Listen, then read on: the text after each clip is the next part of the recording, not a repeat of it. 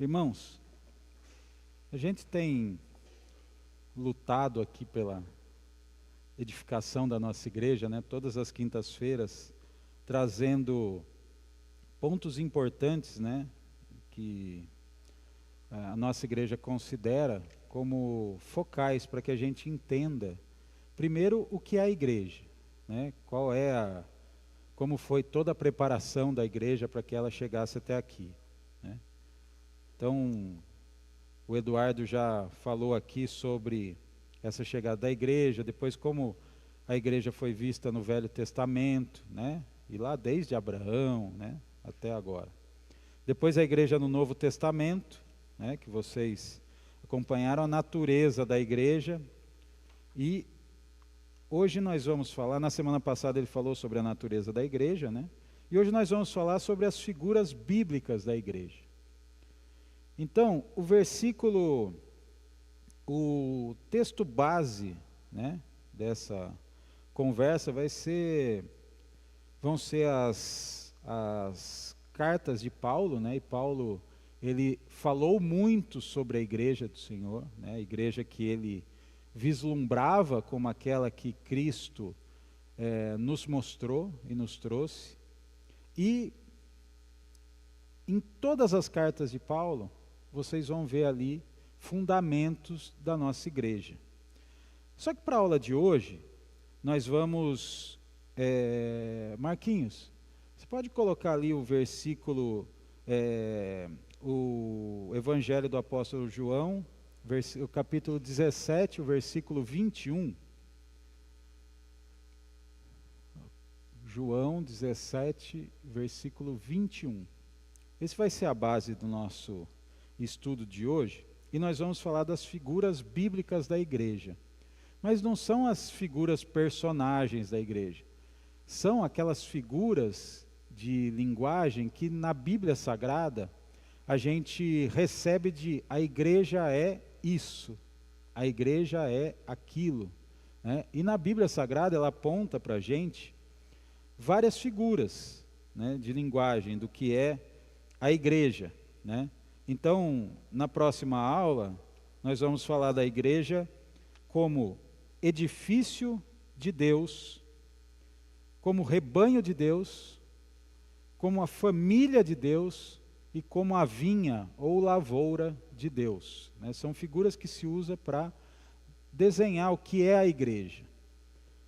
Mas para a aula de hoje, nós vamos falar talvez daquelas que sejam as mais comuns que a gente já viu.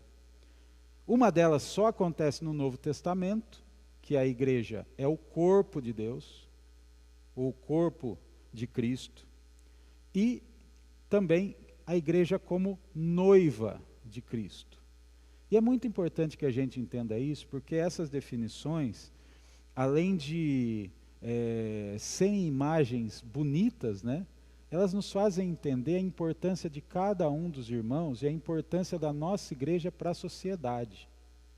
Então é muito interessante essa aula aqui. Então, João 17, versículo 21, vai dizer assim: minha oração é que todos eles sejam um, como nós somos um, como tu estás em mim, Pai, e eu estou em ti.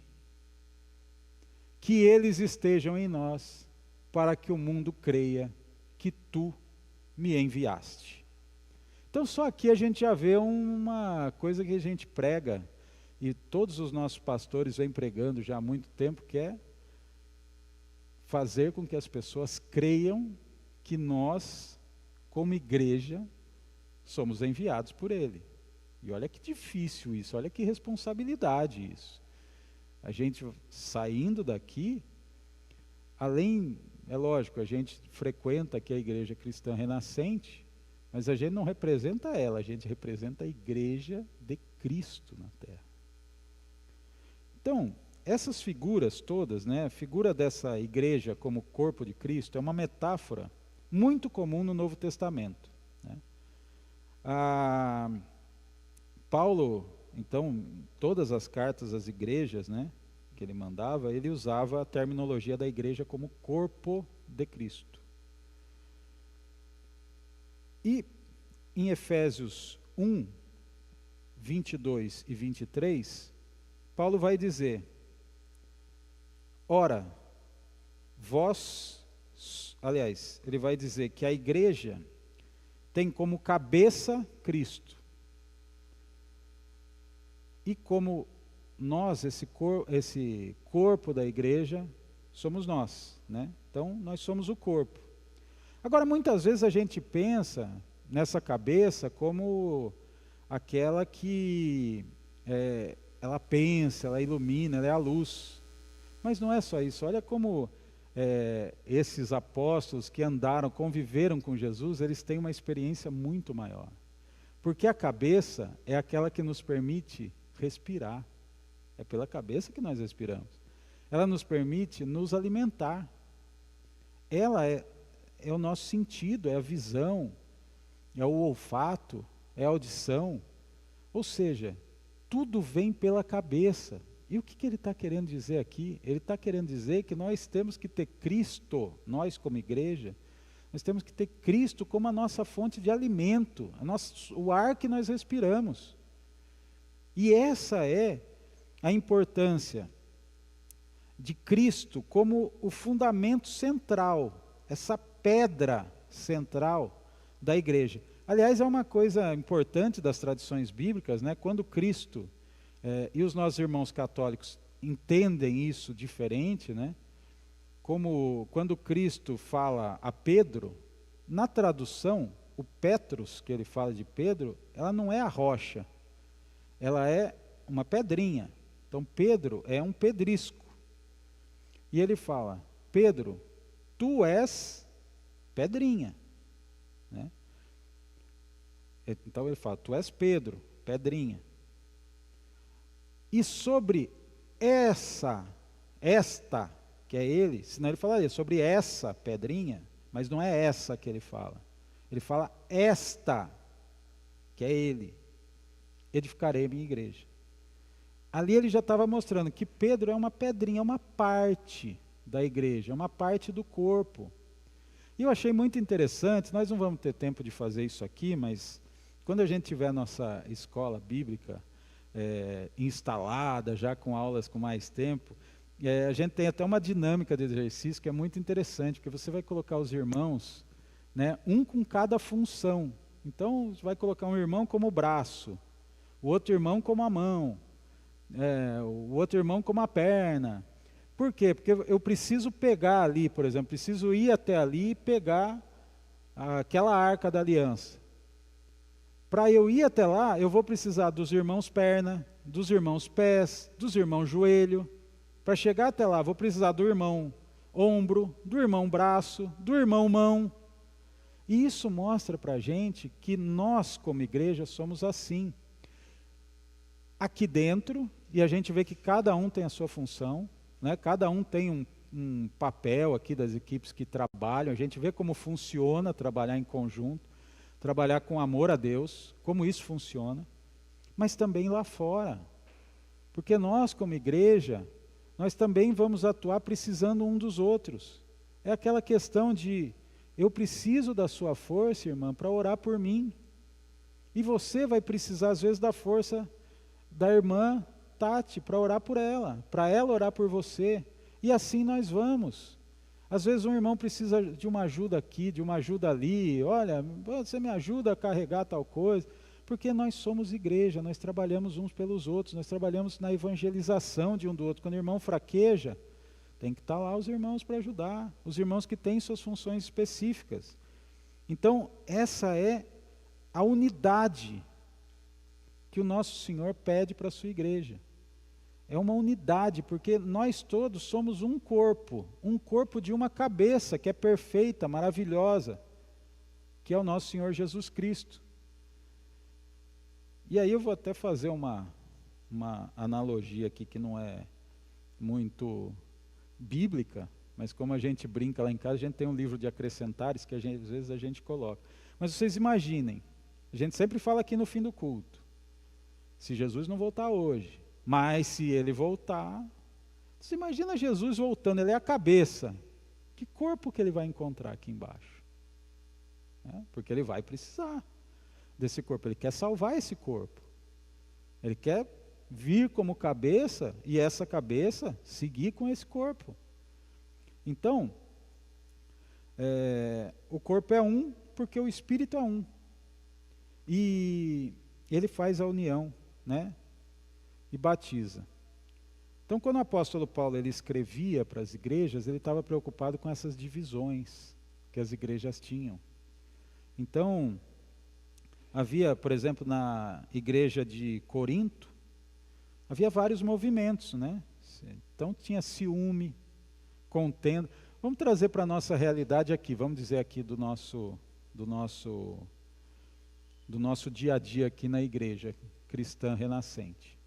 Seria como se o ministério do louvor tivesse ciúme das irmãs do café e começasse a brigar por causa disso, por ter importância. Não, o louvor é mais importante que o café. Não, as irmãs vão lá, não, o café é mais importante que a pregação. E não é assim. O apóstolo Paulo, ele desenha para a gente nas cartas, quando ele faz aquela demonstração para a igreja de Corinto, que tinha aquela coisa de, eu sou de Paulo, eu ouço a palavra de Paulo e eu estou com ele. Aí o outro, eu sou de Apolo, ou então eu sou de Cefas. E não é, todo mundo é de Cristo. Então a gente tem que tomar cuidado com isso, né? Paulo escreve assim, que não haja entre vós divisões, antes sejais inteiramente unidos. Inteiramente unidos. Aliás, o livro de Coríntios, a primeira carta de Paulo à igreja de Corinto, você tem lá no capítulo 13, talvez, dos textos que eu já li sobre o amor, eu acho que Coríntios 13 é o texto mais perfeito já escrito sobre o amor. É lindo. Mas a carta é um chicote atrás do outro, assim, é Paulo chamando a atenção geral da igreja, porque ele estava revoltado com aquilo que estava acontecendo. Vale a pena ler de novo, que eu sei que todo mundo já leu, mas vale a pena ler de novo. Também, nós temos que entender então por isso, que essa diversidade de membros é fundamental para a igreja, não pode ser todo mundo igual, cada um é um. Vocês viram aqui hoje, né, eu fiz a ministração da nossa campanha, mas na hora da oração, eu chamei o camisa 10, que é o nosso irmão Márcio, que ele é craque em oração. Né, e ele veio aqui por quê? Porque nós temos que entender que cada um tem a sua particularidade. Né? E quando ele faz a oração aqui, vocês veem que eu treme aqui. O pessoal lá em cima até abaixa um pouco o volume ali, porque estremece o negócio. Né? É verdade. Porque é importante, né, que a gente saiba que todos são diferentes, mas não quer dizer que nós todos não sejamos um. Então é importante, na carta aos Coríntios, ele fala que a igreja tem muitos membros, mas esse corpo é um só. Então, a gente precisa entender que os diferentes dons, segundo a graça que nos foi dada, né, ela é para todos, mas são dons diferentes. Mas a graça de Deus nos deu isso, e é a mesma graça para cada um de nós. O dom pode ser diferente, mas a graça de Deus é a mesma. Então, irmãos, a gente tem que entender que cada um, né, cada um dos irmãos precisa valorizar o papel do outro, e precisa valorizar a convivência do outro, a vida do outro. Né? É só assim que funciona a igreja. Hoje em dia, o mal, e eu sempre gosto de falar isso, porque muitas vezes a gente vê coisas acontecendo, e a gente não se dá conta, que até às vezes assim a gente fala assim, não, eu consigo entender, mas a gente não percebe que é o mal que está agindo ali. Né? Então hoje você tem muito essa questão dos desigrejados. E a pessoa fala, mas eu fui em tal igreja, não me identifiquei, fui em tal igreja, o pastor era ladrão, fui em tal igreja, não sei o quê. Só que isso é mais uma estratégia do mal, para nos separar. Porque a igreja tem que estar unida, mas ela só faz sentido se tivermos nós. Então a gente precisa do outro para ser igreja. Eu preciso atuar na sua vida, irmã, orar por você, e você precisa orar por mim. Nós precisamos nos ajudar, Sivaldo. Isso é igreja. Isso é igreja. Então, com todos, imaginem isso, esse corpo. Todos os membros usando seus dons, que são dados por Deus, para o crescimento de todos. E na 1 Pedro, no capítulo 4, versículo 10, existe essa regra de como a gente funcionar como corpo de Cristo. A igreja como corpo de Cristo. Servir uns aos outros, cada um conforme o dom que recebeu, como bons dispenseiros da multiforme graça de Deus. Multiforme graça de Deus. Ou seja, nós estamos recebendo a graça. Para cada um, ela se adapta, ela é infinita, ela é perfeita, mas ela vem para nós. Para cada um, porque você tem aqueles irmãos que você até fala assim, esse daí se morrer vai direto para o céu. Né? Mas a graça também tem que estar ali. Né? Ou então aquele irmão que você fala, mas esse irmão aí, né, teve umas falhinhas aqui e ali, mas ele era irmão, ele era da igreja. Jesus o considerou salvo com a sua graça. Ele salvou também esse irmão. Então tudo isso, gente, é importante. Né? E aí, essa próxima parte da noiva da igreja, é importante para a gente pensar na igreja com aquela imagem que o profeta Ezequiel, né, descreveu, que Jerusalém era uma esposa infiel. E a gente como noiva, né, no Antigo Testamento, essa palavra, noiva, significava uma mulher perfeita e completa para o seu marido. Perfeita e completa. E no Novo Testamento, João Batista vai declarar que Jesus é o noivo, e ele, João Batista, é amigo do noivo. E no livro do Apocalipse, a gente vê a igreja descrita como a noiva do Cordeiro. Então, o que Jesus pede para nós? Que nós tenhamos a pureza moral da noiva. Porque quando a igreja vive cheia de imoralidade, de impureza,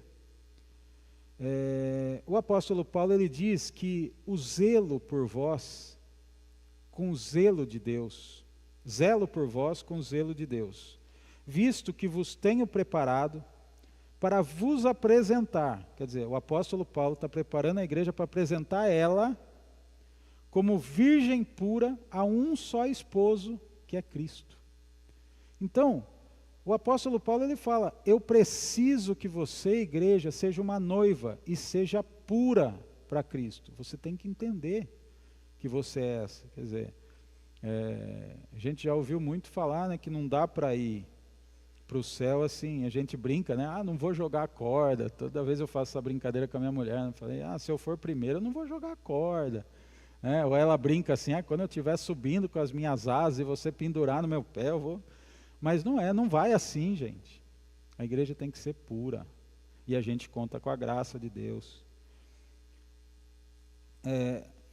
E também, a gente tem que ter uma pureza doutrinária. E esse é outro ardil do mal. Essa é outra estratégia do mal. Porque hoje a gente tem muita doutrina.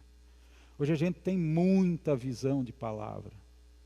E a palavra de Deus, ela é clara. E a gente viu hoje, eu fui buscar o Velho Testamento para trazer como exemplo na nossa campanha, para vocês verem que o Velho Testamento, ele aponta para Cristo. E lá no Velho Testamento nós temos todos os fundamentos de quem é Deus e como Ele age. Está lá. Só que tem gente que prefere ver outras partes lá do Velho Testamento. Né? Uma vez eu vi um pastor, até que ele gostava de contar a história, do pastor que pregava nu. Né? está lá. Se você ler o Velho Testamento, o livro de Osés, você vai pegar isso, né? Então, a pureza doutrinária. A nossa igreja, ela corre um sério risco, porque na carta a Timóteo, Paulo fala dessa preocupação, dizendo que o Espírito afirma expressamente que nos últimos tempos alguns apostatarão da fé, por obediência a espíritos enganadores e a ensinos de demônios. E se você abrir seu YouTube hoje, esses desigrejados, você vai ver lá as maiores barbaridades do mundo. Desde que nada é pecado, né, que hoje em dia tem esse culto aí ao universalismo na igreja, que pode tudo, confundindo a graça, a misericórdia de Deus com libera geral, para você pecar à vontade, fazer o que você quiser. Seja as imoralidades sexuais, seja a imoralidade com dinheiro, você viver servindo ao dinheiro. Tem gente que usa Salmo de Davi para justificar que você tem que ser uma pessoa que vai viver atrás de dinheiro desde as 4 da manhã até a meia-noite, que você não pode dormir. É assim. Então, tem muito problema disso. Então, a igreja ela tem que ter essa pureza doutrinária. É viver em Cristo, ler a sua palavra, discutir entre nós as doutrinas.